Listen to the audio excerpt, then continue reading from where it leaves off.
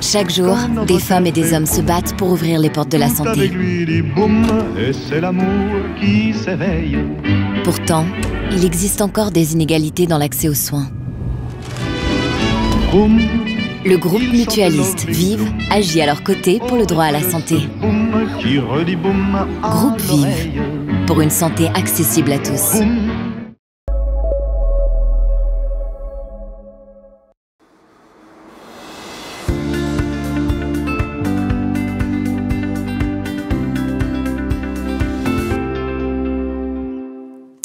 Bienvenue dans ce JPS dédié aux professionnels de santé. Nous allons explorer le lien essentiel entre l'exercice physique et la santé. Dans un monde où les modes de vie sédentaires sont devenus la norme, il est primordial pour les professionnels de santé de comprendre et promouvoir les bienfaits de l'activité physique. Alors, au cours de cette émission, nous aborderons les dernières recherches, les meilleures pratiques et les conseils pour intégrer l'exercice physique dans la vie quotidienne de nos patients. Notre invité est un expert incontestable du sujet. Bonjour, professeur Carré. Bonjour. Alors, vous êtes cardiologue et médecin du sport au CHU de Rennes, spécialiste de l'activité physique adaptée. En parallèle, vous poursuivez des recherches sur les liens entre activité physique et sportive et santé dans l'unité INSERM 1099 de l'Université de Rennes. Dites-moi, François Carré, la recherche dans ce domaine, pendant très longtemps, ça n'a pas été très à la mode. C'est peut-être toujours pas très à la mode. Alors, ça devient à la mode, et surtout, on a beaucoup de plus d'études qui sont faites, mais effectivement, pendant des années, ce n'était pas le cas. Moi, ça fait 40 ans que je me bats contre l'inactivité physique et la sédentarité, même si ça ne me rajeunit pas quand je dis ça, mais en tout cas, oui, c'est quand même le cas. Ouais. Et donc, effectivement, au début, on me regardait, la première fois que j'ai voulu en parler, je me rappelle la tête de mon chef de service quand je lui ai dit « je voudrais parler de l'hypertension artérielle et de l'activité physique ». Il m'a fait répéter « l'hypertension artérielle et l'activité physique ». Et donc là, effectivement, c'était totalement quelque chose... En fait, la première question qui s'est posée, c'est 1940. Vous voyez, c'est très proche de 1949 pour le réchauffement climatique. Hein. C'est simplement parce qu'il y a des cardiologues américains qui se sont rendus compte qu'on laissait les cardiaques au lit. Ils allaient mieux dans l'infarctus, mais ils faisaient une embolie pulmonaire. Ouais. Donc voilà. Alors on va attendre de vous des informations clés, des stratégies efficaces pour améliorer la santé physique et mentale de nos patients grâce à l'exercice physique. Mais d'abord, un préambule, je voudrais qu'on dise, c'est un de mes combats, exercice physique et non pas sport. Cette relation va aborder les relations entre exercice physique et santé, et non pas le thème confusion sport et santé. L'exercice physique et le sport sont deux termes connexes, mais qui ont des significations différentes. Oui, je sais que vous n'aimez pas trop quand je vous emmène là-dessus, mais... Non, mais les deux termes qui ont des significations vraiment différentes, c'est activité physique et sport, parce que l'exercice physique, c'est une activité physique que l'on fait dans un but de santé, etc., mais sans aucun programme, sans aucune idée. C'est-à-dire, on le fait, on va 2 fois, on va faire du vélo, 2 fois à la piscine par semaine. Le sport, c'est une activité physique qui est dans un cadre réglementé et souvent dans un but de progression.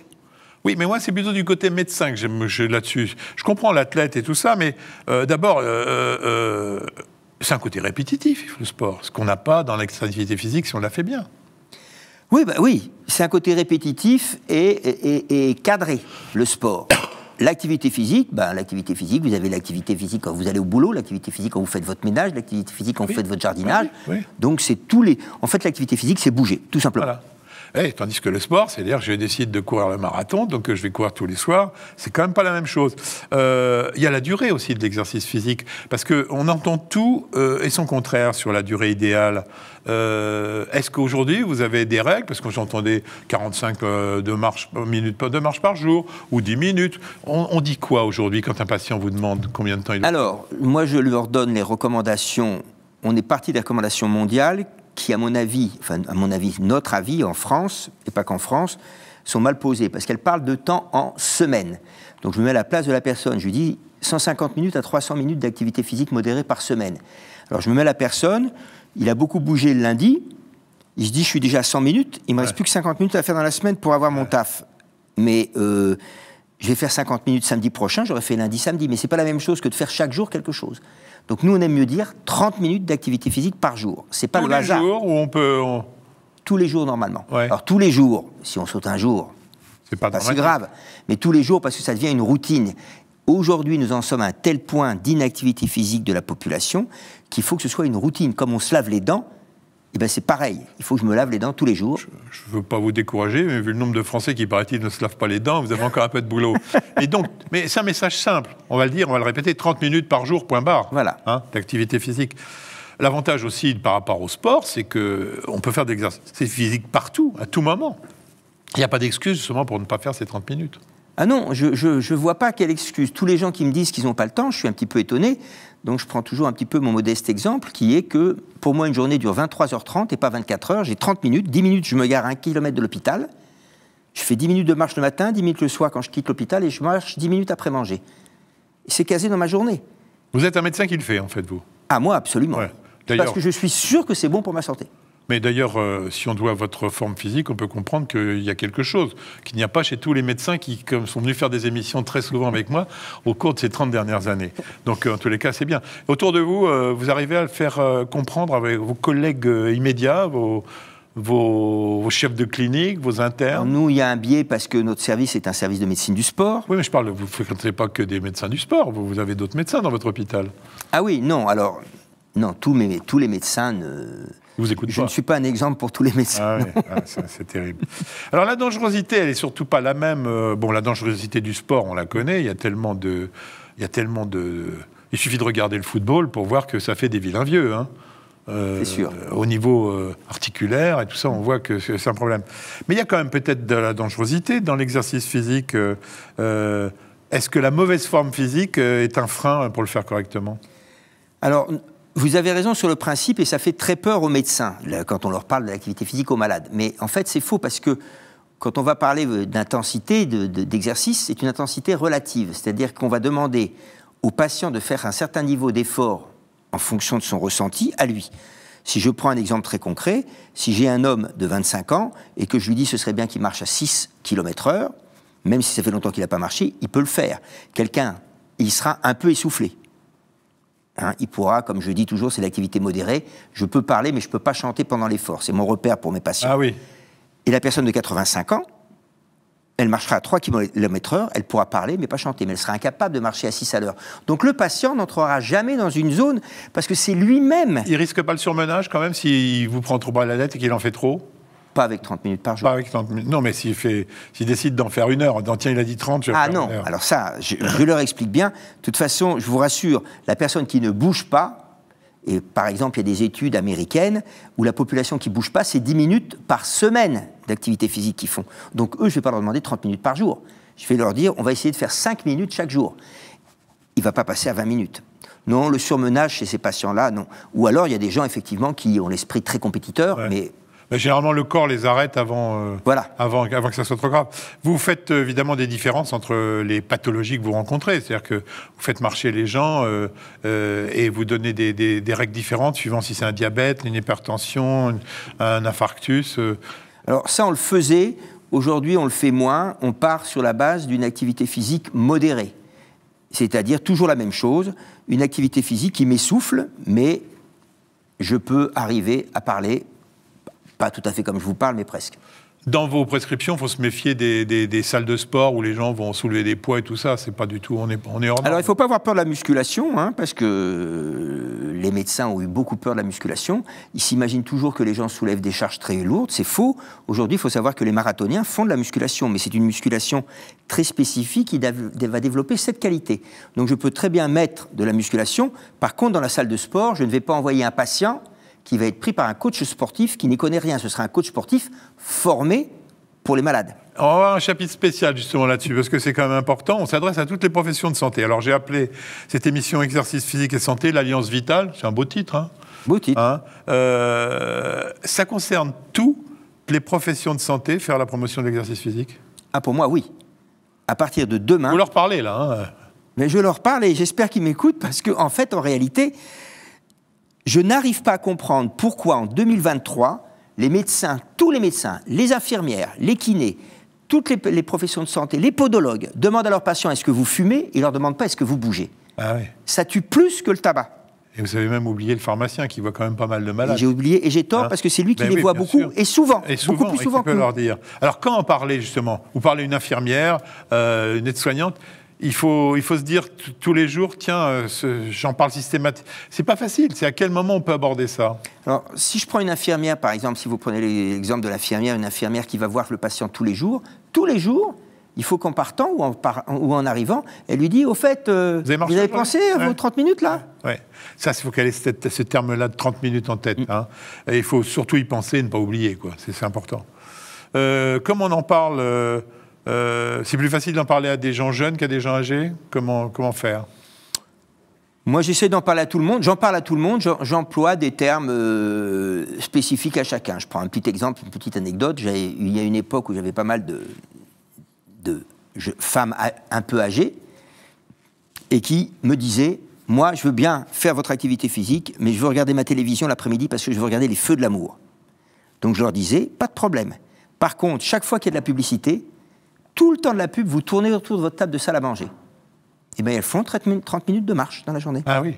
Ah oui. On fait ça un peu emmerdant quand même de faire le tour de la télé. Mais elles ne s'en rendent pas compte. Ouais. Elles regardent les feux de l'amour, elles savent qu'elles vont regarder la suite des feux de l'amour. Alors, il faut qu'on donne des arguments. Alors, tout le monde connaît le rôle de l'exercice physique pour bienfait pour le cœur, les muscles, les articulations. Ça occuperait déjà des heures pour parler de ça, mais j'aimerais que vous nous racontiez des bienfaits moins connus. Alors d'abord dans le diabète. Oui.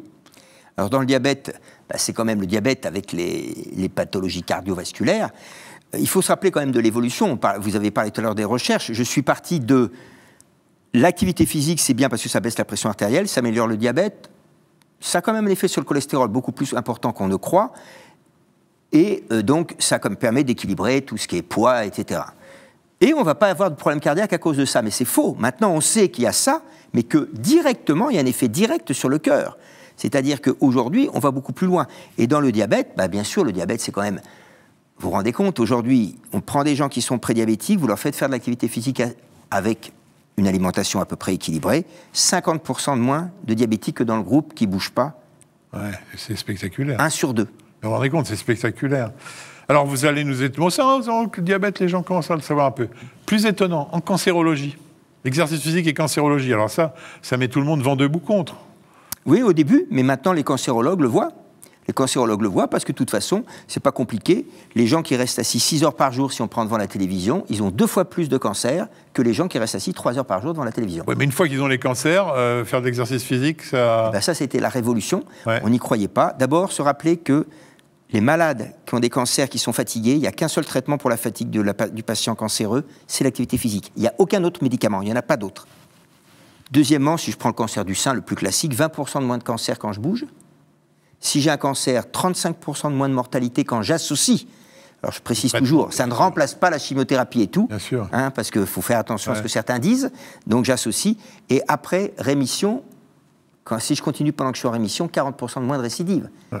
Aujourd'hui, il y a des études, ce n'est pas un secret, d'ailleurs la thèse va être posée dans pas longtemps, il y a même un papier américain qui vient de sortir, à Lyon, au centre Léon Bérard, où vous avez quand même 2 groupes. Un groupe à qui on passe la chimiothérapie pendant qu'ils pédalent sur un vélo, en étant un peu essoufflés, et l'autre groupe à qui on passe la chimiothérapie pendant qu'ils dorment, pendant qu'ils sont allongés. Et pourquoi ? Tout simplement parce que quand je fais de l'exercice, j'ouvre mes vaisseaux, tumeur hypervascularisée, tous les vaisseaux s'ouvrent, la chimiothérapie devrait aller... Bien sûr. Mais c'est étonnant, quand on vous écoute, on se dit, il faudrait ouvrir le 20h presque tous les soirs là-dessus, parce que... On va faire un autre exemple, on pourrait en tirer, mais d'autres. Anxiété et dépression, les gens connaissent mal l'intérêt de l'exercice physique. Alors, activité physique diminue le risque de dépression, diminue le risque d'anxiété, diminue le risque de burn-out. Et deuxièmement, ça sert de traitement. Aujourd'hui, les neurologues, les neuropsychiatres disent essayez l'activité physique. Je tempère un tout petit peu parce que le vrai dépressif, je ne parle pas de dépressif avec les tendances suicidaires, lui, c'est autre chose. Mais le dépressif modéré, il y en a qui n'ont pas du tout de ressort. Et donc, je vais peut-être leur parler de l'activité physique, mais ils ne vont pas en faire. Ouais. Donc souvent, il faut amorcer un petit peu avec des antidépresseurs, mais tout de suite leur dire qu'il faut faire de l'activité physique en leur disant il y a des meilleurs résultats et surtout, il y a moins de récidives. C'est là l'importance du coach aussi, on en reparlera tout à l'heure. Alors, perte de poids et activité physique, tous les gros qui veulent maigrir se disent je vais aller courir, et puis on sait que ça marche un peu, mais cela dit, la prévention de l'obésité, ça passe par l'exercice physique. Pour moi, c'est un rôle essentiel, mais exactement comme vous l'avez dit, le problème qu'il y a, c'est qu'il faut qu'il y ait la motivation. Et cette motivation, c'est la motivation intrinsèque, c'est-à-dire la personne qui sait pourquoi elle va courir. Aller courir parce que ma femme me dit que ce serait bien que j'y aille, ou mes enfants et tout, je vais le faire 3 semaines, 4 semaines. Mais même pas courir, faire n'importe quelle activité physique. Moi, je n'ai pas spécifiquement que la course. On parle beaucoup de la marche et de la course. Mais effectivement, ça reste indispensable. On peut dire tout ce qu'on veut. Alors, c'était au début de nos études que l'OMS avait déjà défini le bien-être et la santé totale avec une santé physique, mentale et sociale, pas seulement l'absence de maladie ou d'infirmité. C'est un des rôles majeurs de l'exercice physique, de nous amener dans cet état de santé. Pour moi, exactement, la définition que vous donnez de la santé, pour moi, c'est la qualité de vie. J'ai appris en vieillissant que mon malade, il n'attendait pas que je lui donne 1 an d'espérance de vie en plus. Il attendait que je lui donne 1 an avec une qualité de vie plus agréable. D'où cette espèce de chiffre sur l'espérance de vie en France qui fait rigoler tous les pays étrangers, parce qu'on est les champions du monde, sauf qu'eux ne font pas l'espérance de vie tout court, ils font l'espérance de vie en bonne santé. Et c'est quand même ça le chiffre le plus important. Et chez nous, on n'est pas terrible là-dessus. Alors si je résume en disant que le médicament efficace, universel, gratuit, pratiquement sans beaucoup d'effets secondaires existe, je ne suis pas loin de la vérité. Oui, je mettrais le traitement plutôt que le médicament, si je peux me permettre. Oui, le traitement. Parce que ce n'est pas un médicament. Oui, c'est vrai que ce n'est pas un médicament. C'est un traitement non médicamenteux. Ah oui, vous avez raison, je dis toujours le médicament, mais c'est parce que ça parle plus pour les gens de dire je connais un médicament qui est l'exercice physique. Mais là où ils font la tête, c'est le traitement. Oui. Quand ils font la tête, il faut qu'il y ait une implication.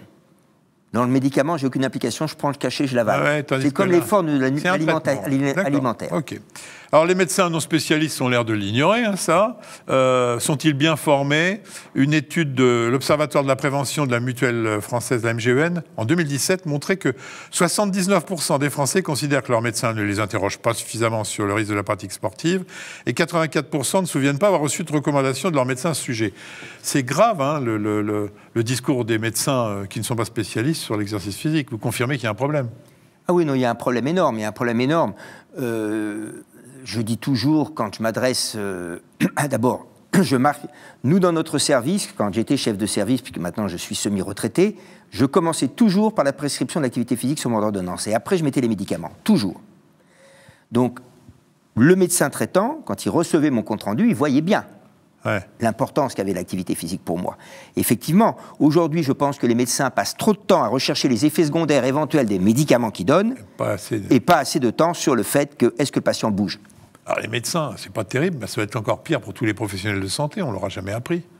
Non, mais médecine, moi, j'ai rien appris pour l'activité physique. Hein. Comme je dis, j'ai fait 10 ans de médecine, j'étais le roi de la nutrition, je savais 5 fruits, 5 légumes à la fin de mes études. Certes, je ne suis pas... Ça continue encore ou vous avez réussi à mettre en place des choses? Aujourd'hui, c'est très très bas. Là, pour rien vous cacher, on est en train de changer, en passant par la conférence des doyens, l'enseignement supérieur, peu importe, les items de l'ancien examen national classant, du prochain examen qui va y avoir, en enlever un de la nutrition, parce qu'il y en a 3, et en remplacer un par de l'activité physique. Donc on est en train de discuter. Oui, c'est la discussion du Capitole avec les oies, hein, donc c'est pas encore arrivé sur le terrain. Mais parce qu'il n'y a rien d'autre, on n'a pas d'autre piste.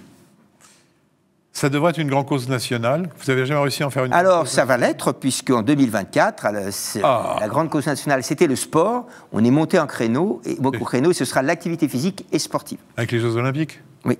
Oui, on aurait pu profiter des Jeux Olympiques pour faire une grande promotion de l'exercice physique. On verra s'ils seront capables de le faire. Alors, que faut-il faire devant quelqu'un qui veut reprendre ou qui n'a jamais fait vraiment de l'exercice physique spontanément, ce qui est sans doute le plus fréquent? Il y a des précautions à prendre? Faut absolument consulter un médecin? Alors non, il y a deux grandes classes. Il y a la personne totalement asymptomatique. Si elle veut reprendre la marche, elle peut reprendre la marche progressivement. L'idéal, si elle va voir un médecin ou son pharmacien, qui peut lui donner quand même quelques bases, c'est on commence doucement, on augmente progressivement, on se met des objectifs valables. L'erreur, c'est la personne qui dit « bah oui, j'ai compris, maintenant, demain, je vais courir 1 heure ». Elle va le faire 2 jours, elle ne peut plus. Pas parce qu'elle a de problème, mais parce qu'elle a plus trop mal aux jambes et aux articulations. Et surtout, bien se rappeler que le patient qui se remet à l'activité physique, s'il a des courbatures, il arrête. Et il dit « c'est pas fait pour moi ». Mais toujours, c'est parce qu'il a commencé trop fort. Donc j'aurais tendance à recommander au patient qui veut s'en remettre, à la personne qui veut se remettre à l'activité physique, ça fait très longtemps qu'elle n'en a pas fait, elle peut en parler au moins à son pharmacien et ou à son médecin pour qu'il lui donne quelques conseils. S'il y a des symptômes, alors là, il faut vraiment voir le médecin. Parce qu'on parle toujours d'épreuves d'effort, d'électrocardiogramme, c'est pas systématique. Non. Je me rappelle très bien, pour avoir travaillé avec la Haute Autorité de Santé sur les guides, la première chose qu'on m'avait dit, il faut une épreuve d'effort pour tous. J'aurais dit, vous avez raison, il y a 20 millions de patients, 6 000 cardiologues, il y en a qui vont commencer l'activité physique dans 6 ans. L'activité physique qu'on va faire, c'est l'activité physique modérée. Et ça, il faut que les gens comprennent bien ce que je dis, c'est j'ai mon cabas avec 1,5 kg de course dedans et je monte un étage. Est-ce que je fais une épreuve d'effort à tous les gens pour faire leur course? C'est ça l'activité physique modérée qu'on va leur faire faire. Oui, c'est vrai, vous avez raison. Tout ça, c'est d'une prodigieuse logique. Alors, il y a peut-être un moyen, quand on fait de l'exercice physique, il y a un signe qui ne trompe pas, c'est le bien-être, les effets bénéfiques. Il n'y a personne qui fait de l'exercice physique qui ne ressent pas certain bien-être au bout d'un certain temps. Au bout de combien de temps, d'ailleurs alors, je dirais que c'est entre 5 et 10 minutes, un quart d'heure. Mais alors, ce que vous dites... Non, mais dans le temps. Dans le temps. Alors, plus je pars de bas, plus vite je le revois, allez, entre 15 jours et 3 semaines. Ah oui, c'est rapide, quoi. Ouais. Bon, je vais vous donner juste un exemple qui m'avait beaucoup marqué. J'étais dans une expertise INSERM sur la prescription d'activité physique. On s'est rendu compte qu'on n'avait pas de psychiatre avec nous, alors qu'il y avait beaucoup de papiers sur la psychiatrie. Ouais. Il y a une praticienne hospitalière de l'hôpital Sainte-Anne, donc de Paris, qui est venue nous voir. Elle nous a mis une visio. Il y avait 6 schizophrènes, 6 hommes schizophrènes d'une trentaine d'années, tous assommés par leur traitement. L'enseignante en activité physique adaptée leur a fait faire de l'activité physique adaptée. Au bout de 4 séances, c'est-à-dire 2 semaines, c'est un schizophrène qui faisait le cours aux autres. Et ils étaient tous redevenus des hommes droits. Ouais, et à Sainte-Anne, on me dit, tous les malades font de l'activité physique et on diminue le traitement de tous les malades. C'est impressionnant tout ça. Mais dites-moi, on ne peut pas leur faire une prise de sang pour voir si justement il n'y a pas des choses qui s'améliorent, le sucre, le cholestérol? C'est un signe objectif? Si, ça ce sont des choses que tous les 6 mois, que l'on fait. Pour leur dire. Nous, ce qu'on aime bien, c'est le tour de taille qui est important, que tout le monde peut faire. S'il y en a qui veulent des chiffres, on peut regarder leur fréquence cardiaque qui va baisser au repos, ça peut les aider. Et moi, ce que j'aime bien, c'est que je leur demande d'avoir un petit parcours qu'ils connaissent. Alors, soit c'est monter des escaliers, et ils vont voir qu'ils gagnent très rapidement 5 marches sur ce qu'ils faisaient avant, dans le même temps, sans être essoufflés. Ou bien, s'ils ont le tour de leur maison ou de leur pâté de maison, ils voient qu'ils vont de plus en plus vite en n'étant pas plus essoufflés. Alors, on peut faire des prélèvements si on veut, mais je pense que ce n'est pas le plus important. Alors, l'exercice physique est excellent en soi pour la santé, on vient de le comprendre. Il devient prioritaire dans de nombreuses maladies chroniques, mais la motivation reste un point faible. Il existe une façon de contourner un enthousiasme mollissant, le recours à un coach. Les JPS ont voulu en savoir plus. Nous sommes avec Cécilia Zublena, qui est coordonnatrice en activité physique adaptée, service Actimut, Vive3, en Bretagne, et elle est en direct de Rennes. Bonjour Cécilia. Bonjour Jean-François. Vous représentez ce que l'on appelle les coachs, la version moderne de l'entraîneur? Oui, on pourrait dire une version moderne de l'entraîneur, mais pas forcément tout à fait de l'entraîneur, plutôt de préparateur physique, parce que nous intervenons auprès des personnes, au lieu de préparer leurs conditions physiques pour améliorer la performance sportive, nous allons essayer d'améliorer la condition physique pour améliorer la santé des personnes. Bon, d'abord, votre rôle, moi, en tant que médecin, je dirais que c'est avant tout la motivation des gens que vous coachez. Alors, la motivation, effectivement, c'est un facteur très, très important dans l'engagement dans une pratique d'activité physique régulière. Mais ce n'est pas le seul facteur qu'il faut prendre en compte quand on suit une personne. Parce qu'il existe différentes barrières à une pratique régulière d'activité physique qui peuvent être de l'ordre individuel, physique, psychologique, etc. Mais aussi d'ordre environnemental, organisationnel, politique et culturel. Et donc, il faut vraiment prendre en compte tous les facteurs qui influencent la pratique de chaque personne pour bien l'accompagner et bien être sûr que nos impacts aient vraiment une efficacité. Ça, c'est effectivement très clair. Est-ce que la plupart des coachs travaillent avec le patient seul ou en groupe? Alors, il peut y avoir les deux. Effectivement, il faut prendre en compte les déterminants individuels de la personne. Et par rapport à ça, je pense que le but primaire, c'est vraiment faire un bilan individuel avec la personne. Mais ensuite, on sait aussi que pour favoriser une pratique sur le long terme, il faut vraiment intervenir sur l'environnement de la personne, sur la famille, sur l'environnement social et aussi sur une pratique de groupe. On sait qu'il va favoriser l'engagement dans une pratique régulière. Alors, c'est ce qu'on appellerait un coaching éducatif. Ça fonctionne comment en pratique? Donc, le but, c'est effectivement, comme je disais tout à l'heure, d'essayer d'identifier et cibler tous les déterminants qui peuvent freiner ou favoriser l'engagement dans une pratique d'activité physique. Donc, en fait, vraiment de façon pratique, comment nous, on fonctionne au sein de notre maison Sport Santé. On accueille les personnes dans un bilan initial qu'on appelle consultation Sport Santé. Dans cette consultation Sport Santé, nous allons essayer d'aller voir avec la personne déjà son niveau de condition physique, mais aussi sa santé un peu plus au niveau global, c'est-à-dire ses pathologies, ses douleurs, ses traitements éventuels, son comportement, son style de vie. Est-ce qu'elle est déjà engagée dans une pratique régulière ou pas? Est-ce qu'elle a un style de vie qui lui permet de dégager du temps pour faire l'activité physique ou pas? Voilà, on va vraiment regarder le style de vie de la personne, ses croyances vis-à-vis de la pratique, son stade de motivation, sa confiance en soi et son sentiment d'être capable de s'engager dans une pratique. Et donc, on va vraiment prendre en compte toute la globalité de la personne pour ensuite pouvoir proposer un accompagnement et un programme de préparation physique vraiment adapté et facile à mettre en place. Donc ça, je suppose que ce n'est pas figé dans le temps, c'est-à-dire qu'à tout moment, vous pouvez faire évoluer ce programme. Oui, tout à fait, effectivement. On sait que le style de vie, la motivation, les objectifs de la personne, la santé de la personne peuvent évoluer dans le temps.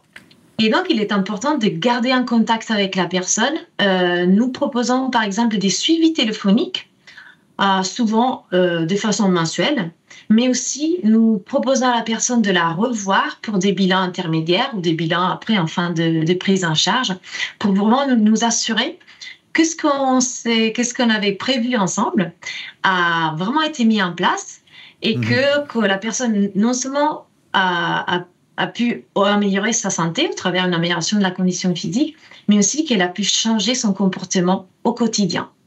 Et le plaisir de l'exercice physique, il est conservé? Bien sûr. Le plaisir, c'est vraiment la clé de l'accompagnement. Grâce à l'échange avec la personne, notre but, c'est vraiment de chercher une activité physique qui soit agréable et qui puisse permettre à la personne d'avoir envie de pratiquer, avoir envie d'aller en groupe parce qu'elle y trouve vraiment un intérêt sur le moment. En pratiquant, elle trouve du plaisir. Donc, c'est vraiment cette motivation intrinsèque, c'est un peu la clé aussi de notre travail. Vous avez devant vous des gens dans une forme physique et des situations très différentes. Comment vous faites pour les motiver ?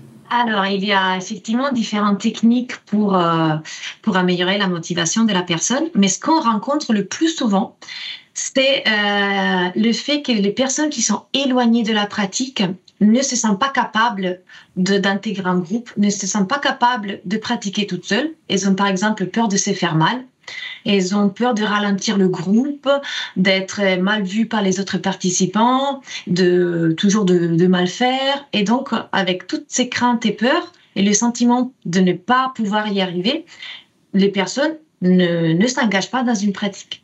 Et donc, effectivement, notre but, c'est améliorer la confiance dans les personnes en leur faisant essayer des activités qui sont vraiment adaptées à leurs conditions physiques, de les mettre dans la réussite, de leur donner des feedbacks positifs. Et grâce à ça, les personnes vont se sentir capables de s'engager dans une pratique qui est vraiment adaptée. Et donc, elles vont pouvoir continuer dans cet élan-là. Vous vous appuyez sur l'entourage familial ? Oui. Ça, c'est très important aussi, notamment pour certaines pathologies. Comme je disais tout à l'heure, la motivation n'est pas le seul facteur qui est nécessaire pour une pratique sur le long terme. Le soutien de la famille et de l'entourage est très important aussi. Je vous fais un exemple. Par exemple, pour tout ce qui touche au cancer, en oncologie, ça peut arriver que l'entourage familial dise à la personne « T'es trop fatigué, il faut que tu t'arrêtes, il faut pas faire l'activité physique ». Et donc, on sait aujourd'hui, par exemple, que l'activité physique, c'est le seul médicament contre la fatigue en oncologie. Et donc, notre but, c'est aussi aller informer la famille pour qu'elle puisse, au lieu de dire à la personne de se préserver, de l'inciter à marcher, bien sûr, de faire l'activité physique, bien sûr, de façon adaptée, Mais il y a tout un travail au niveau aussi de la famille. Il y a le même exemple, par exemple, pour les messieurs qui peuvent avoir un cancer de la prostate. Nous, on a l'habitude d'intégrer dans la consultation aussi l'épouse parce qu'on sait que c'est vraiment un levier de changement de comportement. Si on arrive à convaincre l'épouse, elle va vraiment essayer de motiver au quotidien le mari qui peut-être des fois il a un peu plus de mal de se motiver tout seul. Et ça aussi, c'est le cas pour les jeunes. Il faut faire des actions auprès des familles, auprès de l'entourage scolaire pour permettre aux jeunes de bouger davantage. Voilà, vous voyez que le soutien familial et le soutien de l'entourage est très important. Merci Cécilia Zublena, on sent votre enthousiasme en tous les cas. Je rappelle que vous êtes coordonnatrice en activité physique adaptée, service Actimut. Vous êtes également à Maison Sport Santé d'Armor, Vive 3 Bretagne. Vous étiez en direct de Rennes. Merci. Merci à vous. Professeur Carré, on est là devant un métier que peuvent pratiquer tous les kinés avec un minimum de formation. Alors, dans les professionnels de l'activité physique adaptée, actuellement, on reconnaît 2 catégories professionnelles. D'abord, les masseurs-kinésithérapeutes qui sont des soignants. Et de l'autre côté, les enseignants d'activité physique adaptée, santé. Donc, activité physique APA santé, ce sont des gens qui ont fait STAPS, la première année commune, et ensuite ils ont au moins... C'est quoi STAPS ? C'est les études pour les professeurs d'éducation physique et sportive. Et après ça, ils font au moins une licence, donc 3 ans de formation. Ils ne font que de l'activité physique adaptée, ils ne voient que des programmes d'activité pour les malades. Nous, on va leur faire cours, on leur explique, ou bien Master 1, Master 2. Donc ce sont des gens qui sont très formés à cette activité physique adaptée, qui font plein de choses. En fin de compte, ce sont eux qui vont faire le bilan, parce que le médecin est incapable de mesurer la capacité physique, la force musculaire. C'est eux qui vont proposer un programme d'entraînement. C'est eux qui vont vérifier que c'est bien fait. C'est eux qui vont faire l'éducation thérapeutique pendant l'entraînement, et puis c'est eux qui vont les réévaluer, nous les renvoyer. C'est donc important d'avoir des gens compétents. Mais alors tous ces coachs dont on voit la publicité sur Internet et tout ça, il faut s'en méfier ? Alors ça dépend ce qu'ils ont fait, parce que maintenant il y a les éducateurs sportifs, ce qu'on appelle les coachs.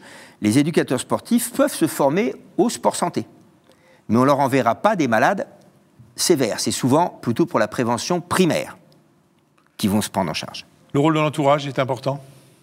Il est essentiel, c'est un peu comme la nutrition. Il est évident que l'entourage a un rôle d'encouragement, de présence, et je me mets à la place d'un monsieur ou une dame qui se met à l'activité physique, tout le monde s'en fiche à la maison, elle ne va pas être très motivée, cette personne.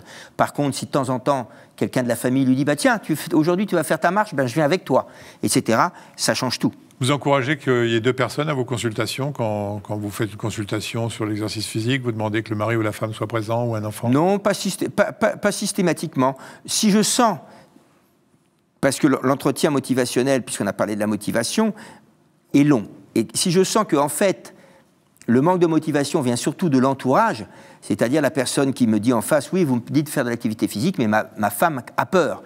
Ou bien mes enfants me disent de ne pas trop en faire, etc. Très mauvaise chose, très mauvaise idée de dire à son grand-père ou à son père qui est un peu âgé de ne pas trop en faire. C'est qu'on lui veut du mal, parce qu'il faut qu'il en fasse, il faut qu'il bouge. Donc, à ce moment-là, je vais demander à la personne pour lui dire, ben voilà, c'est moi qui ai conseillé à votre père, à votre fille, à votre frère, à votre mari, votre femme, de faire l'activité physique. Je ne le fais pas systématiquement parce que ça dépend de la personne que j'ai en face de moi. Alors, dernier chapitre important, on pourrait parler des heures, mais... En préparant cette émission, je me suis aperçu qu'il y avait des dernières avancées scientifiques pour les médecins. Et la première notion qui me paraît importante, c'est l'importance de l'activité, de l'exercice physique modéré. Donc, c'est à l'inverse d'intense, c'est-à-dire qu'il faut bien dire aux gens que c'est modéré. Vous l'avez dit 30 minutes par jour, mais vraiment le mot modéré est important. C'est une activité physique modérée. Et surtout, il faut bien répéter aux gens que ça peut être fractionné. Je peux faire 3 fois 10 minutes dans ma journée. Ça, alors ça m'a toujours surpris, parce que de dire, bon, allez, arrêtez-vous une station de métro avant votre boulot, au lieu de monter l'escalier, ça suffit au total? Oui, ça suffit parce qu'en fait, on comprend comment ça marche. Tout à l'heure, vous avez dit que l'activité physique, ça diminue les cancers, ça diminue la dépression, les infarctus, on va dire la sclérose en plaques. Je vous rappelle que c'est une diminution de 60% d'accidents vasculaires cérébraux, quand même, 60%. en prévention primaire. Eh bien, tout ça, comment c'est possible? On n'a pas un médicament qui agit sur tout ça. Oui, mais est-ce qu'on a des études qui montrent que l'addition... est-ce qu'on a fait une étude toute simple de dire on prend quelqu'un à qui on demande de faire 45 minutes par jour, par exemple, puis des autres qui font 45 minutes par petit bout. Est-ce qu'on arrive au même résultat? On arrive au même résultat. Mais ça, il y a des études là-dessus. Oui, il y a des études. Parce qu'en fait, maintenant, ce qu'on a compris, et c'est pour ça qu'il faut que tout le monde nous entende bien, c'est que de toute façon, il n'y a pas d'autre solution. Si vous voulez être en bonne santé, le plus longtemps possible dans votre vie, vous devez bouger parce que génétiquement, vous êtes programmé pour ça. Quand je bouge, je stimule des gènes de mes ancêtres Homo sapiens. Qui chassaient, et ces gènes ne s'expriment que si je bouge.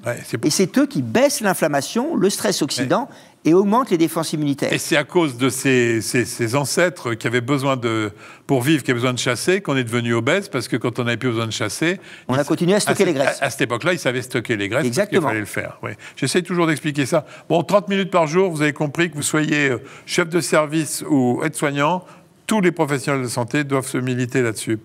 Le sommeil, il est amélioré pendant qu'on fait de l'exercice? Ah oui, on dort mieux. Et ça, ce point est important parce que maintenant, le trouble du sommeil fait partie de nouveaux facteurs de risque, puisque ça, si vous ne dormez pas assez, ou si vous dormez trop, ou si vous dormez mal, vous avez plus de risques de maladies cardiovasculaires, de cancer, d'obésité, de surpoids, etc.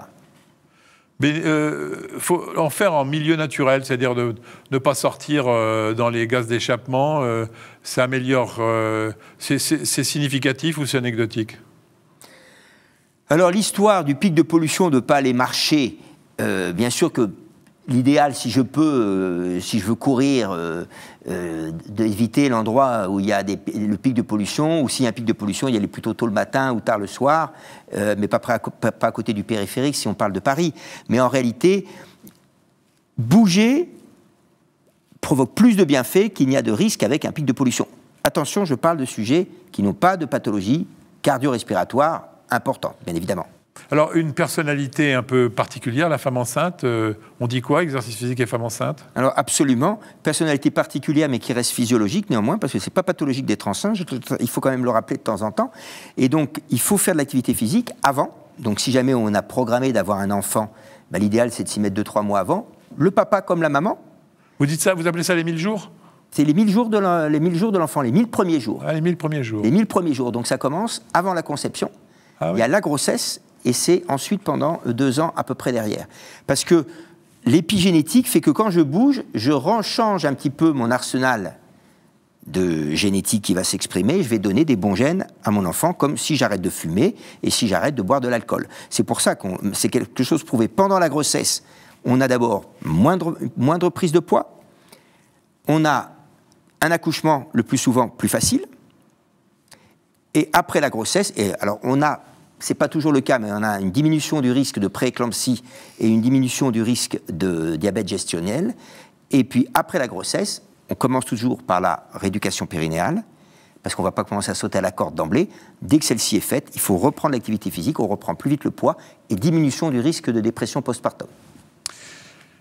Est-ce que vous demandez aux gens d'utiliser la technologie qui est disponible maintenant, les smartphones avec les applications, les montres qui donnent la fréquence cardiaque, enfin tous ces outils qu'on a sur nos smartphones, est-ce que ce sont des alliés? Alors, je vais être franc avec vous.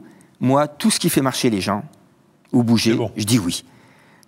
C'est tellement difficile, hein, vous vous rendez compte, 40 ans qu'on leur demande de bouger, 40 ans qu'on leur demande de monter les marches de l'escalator, ce qui n'est quand même pas quelque chose, un exploit olympique. Donc oui, s'ils ont besoin d'un soutien sur leur smartphone, qu'ils l'utilisent. Mais vous en servez, vous? C'est-à-dire que vous faites il y a des études qui sont faites par les médecins pour l'utilité de ces objets-là? Ah oui, il y a eu des études qui montrent que ça marche. Il y a des applications qui marchent, en particulier pour les gamins. Regardez l'application Pokémon Go, dont, sans faire de pub, les gamins, ils faisaient 15 000 pas par jour avec cette application. Les 10 000 pas par jour, ça reste toujours d'actualité, ça? Alors là, je vais casser un dogme, les 10 000 pas par jour, ça ne veut rien dire, parce que les 10 000 pas par jour, c'est 1964, les premiers Jeux Olympiques de Tokyo, et 10 000 pas en japonais, c'est le nom d'une boîte de podomètre. Donc en fin de compte, c'était un grand coup marketing, ça n'avait jamais été vérifié. Aujourd'hui, il y a une étude qui a été faite qui montre que c'est entre 6 000 et 8 000 pas par jour. Pourquoi j'insiste? Parce que vous ne faites pas 10 000 pas en 30 minutes. Ah oui, ça non. Ou alors il faut marcher à 10 à l'heure. 6 000, 8 000. Bah, c'est 6 à 8 000. Vous allez faire plaisir à plein de gens qui sont arc-boutés sur les 10 000. On va terminer par la promotion de l'activité physique en milieu de travail. Les entreprises sont conscientes que ça... Oui, les entreprises sont conscientes. Alors, je suis un petit peu déçu parce que la dernière enquête qui est parue, tous les dirigeants disent oui, effectivement, la sédentarité au travail, l'inactivité au travail, c'est un grand problème, mais ce n'est pas aux dirigeants de se prendre ça en charge. Alors, si ce n'est pas les dirigeants qui vont prendre ça en charge, je ne sais pas si c'est les pouvoirs publics, comment faire. Quoi qu'on essaie de les convaincre aussi, les pouvoirs publics. Et donc, c'est essentiel. Surtout qu'il faut se rappeler d'une chose, c'est que la personne qui est sédentaire, c'est-à-dire qui passe son temps assis au travail, sera sédentaire le week-end, sera sédentaire en vacances. Ah oui. C'est l'addiction à la chaise, comme je dis. Ça améliore la productivité et donc... Ça améliore la productivité. 3 ans d'espérance de vie en plus, sérénité pour le salarié, oui. Sérénité plus importante, diminution du coût et de l'absentéisme. Donc, tout le monde est gagnant. Moins d'arrêt de travail, probablement. Exactement. Total. Dernière question, les professionnels de santé peuvent prescrire des programmes d'exercice personnalisés. J'ai fait des émissions, ça date de décembre 2016, le décret, mais c'est pas appliqué du tout, ça. Alors, pas du tout. Depuis 2016, les choses ont progressé. Il faut regarder les choses en face. On change de paradigme. On disait à nos malades, reposez-vous, maintenant on leur dit, bougez. Oui, de là à faire l'ordonnance... Ah bah oui, c'est ça, parce que par contre, si j'ai un seul conseil à donner à mes collègues et à tous les professionnels de santé engagés, il faut arrêter de dire « ce serait bien que » ou « vous devriez », parce qu'il le sait, le malade. Ce serait bien qu'il bouge, ce serait bien qu'il mange mieux, ce serait bien qu'il arrête de fumer. Maintenant, c'est être un peu plus directif, vous devez. C'est essentiel pour votre santé. Et à ce moment-là, le médecin doit apprendre à prescrire. Il y a des outils. La Haute Autorité de Santé a proposé des tas d'outils. Maintenant, dans chaque pathologie presque, il y a 16 pathologies, si ma mémoire est bonne, où on a tout un guide, on a même une fiche, donc on peut le faire. Ça concerne 20 millions de Français. Oui. Ce décret. Si on demande aux Français, la Fondation de la recherche médicale en 2019 indiquait que 81% des Français considèrent que les médecins ne prescrivent pas d'activité physique. Pourtant, ce n'est pas une ordonnance compliquée. On va faire un truc pour finir. L'ordonnance du professeur Carré, vous allez me la faire? Allons, j'écoute. Alors, on va donner une ordonnance de base. Oui, une ordonnance de base. Donc, d'abord, comme je l'ai dit, on va avoir vérifié le temps d'inactivité physique journalier, le temps d'activité physique plus exactement, le temps de sédentarité, ce qui me permet de cibler sur quoi je vais commencer. Je commence toujours par augmenter votre niveau d'activité physique journalier, diminuer le temps passé assis. Ça, c'est pour tout le monde. Et après, j'ai un patient, il faut que je lui donne un traitement non médicamenteux. Donc, combien de fois par semaine? C'est ce qu'on appelle le FIT, F-I-T-T. F pour la fréquence, 2 à 3 fois par semaine. I, quelle intensité? Activité physique modérée, je suis un peu essoufflé, mais je peux parler, je ne peux pas chanter. T, le temps, quelle durée? 1, les séances, 30 à 45 minutes, chaque séance, 2 à 3 fois par semaine, comme on l'a dit. 2, pendant combien de temps? 3 mois, éventuellement renouvelable. Et T, quel type d'activité physique? Et là, on associe 2 choses, du cardio, c'est-à-dire je suis un peu essoufflé, et du renforcement musculaire, c'est-à-dire on me fait faire des mouvements avec mon corps, ou bien en montant des escaliers ou en descendant des escaliers. Et j'ai fait mon ordonnance. Ah oui, 2 choses que j'ai oubliées. Attention à l'épaule de monsieur Untel parce qu'il est fragile. Et enfin, je vous donne un rendez-vous, monsieur Untel, pour qu'on se revoie pour votre suivi, parce que je m'intéresse à ce que vous faites, et c'est essentiel qu'on en reparle ensemble dans 1 mois. Et puis après, c'est renouvelé, quoi. Voilà. Bon. Mais écoutez, cette émission passionnante et tellement utile se termine. Votre conclusion devant tous ces professionnels de santé qui vous écoutent? Je crois que mes collègues et mes amis doivent comprendre une chose, c'est que nous n'avons aucune solution. Je vais vous donner un chiffre et vous allez comprendre tout de suite. On attend entre 2020 et 2025 en France 150 à 200 000 malades chroniques de plus par an. Ce qui fait en gros 1 million sur 5 ans. Attention, ce n'est pas des malades chroniques de 60 ans, c'est des malades chroniques de 30 ans. Puisque la première cause d'arrêt cardio-respiratoire, c'est 30 ans. À 30 ans, c'est l'infarctus du myocarde aujourd'hui. Quand j'étais jeune cardiologue, c'était 45 ans, 50 ans. Aujourd'hui, ils le font à 30 ans. Donc, ils seront malades chroniques à 30 ans. Il y a une désertification médicale. Qui va les soigner? Ça fait 1 million de plus sur 5 ans, 2 millions sur 10 ans, le temps des études de médecine. Qui va les soigner? Donc, si vous ne vous mettez pas à la prévention, eh bien, on ne pourra pas s'en sortir parce qu'en plus, on ne pourra pas payer pour tous ces malades. Donc, je sais que ce n'est pas simple, Mais en tout cas, je compte sur vous. Merci, professeur Carré. Alors, je voudrais juste ajouter un détail personnel, parce que j'essaie de ne pas trop le faire dans cette émission, mais vous êtes nombreux à m'avoir envoyé des mails très gentils en me demandant qu'est-ce qui se passait dans ma santé, parce qu'apparemment, j'ai perdu du poids. Ben oui, j'ai perdu 27 kilos, et il fallait le faire, parce qu'un méchant diabète et des problèmes de dos m'ont dit que pour une fois, il fallait faire les choses. Et effectivement, 27 kilos, je peux vous assurer que ça fait beaucoup, mais que je me sens beaucoup mieux. Voilà, les professionnels de la santé ont le pouvoir de transformer la vie de leurs patients en les guidant vers une activité active, vers une vie active et saine. Enfin, en les encourageant à faire le premier pas et à découvrir les innombrables bienfaits de l'exercice physique sur leur santé et leur bien-être. La santé est la richesse suprême. Allez, on se retrouve très bientôt. En attendant, portez et surtout bougez bien.